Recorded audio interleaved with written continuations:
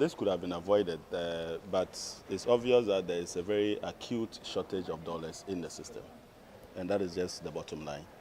And it is this supply of dollars that technically we call the liquidity.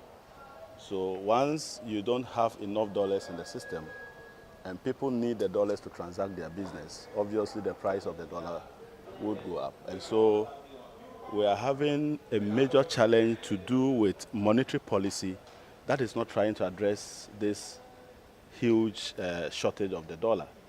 But you are also seeing the fundamentals of the economy, which is shifting towards a very dangerous trajectory that is creating further challenges for the city.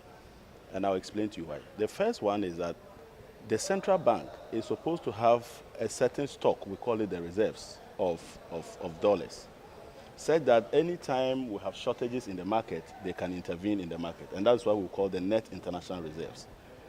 The net international reserves of Ghana as of December was 3.2 billion.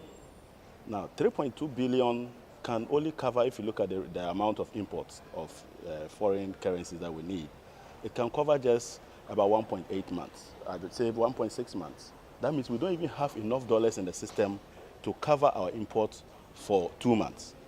In the last 2 years, in fact, in the last year, 2018, one of the major challenges we have faced is that investors are moving their investments out of this country. So people who were buying government bonds and securities, normally when the interests are paid to them or those bonds mature, they don't take their monies away. They have accounts here. They keep their monies there, and then they look for the next bond to invest in. This time, immediately you pay them, they take the money out of the country. Will they take it in cedis? They take it in dollars.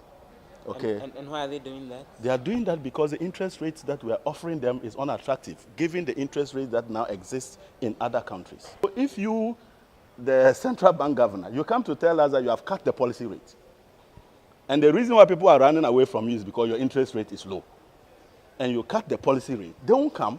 And if they don't come, it means you won't get the dollars. Okay. And if you don't get the dollars, what will happen? There's an acute shortage of dollars. And so currently, the main reason why we're having this challenge is that there's capital flight, the interest rates are unattractive, the central bank is beginning to continue to deceive people by cutting policy rate, and yet the actual rate that government is offering now is even higher than the policy rate, but the people are still saying it is not high enough.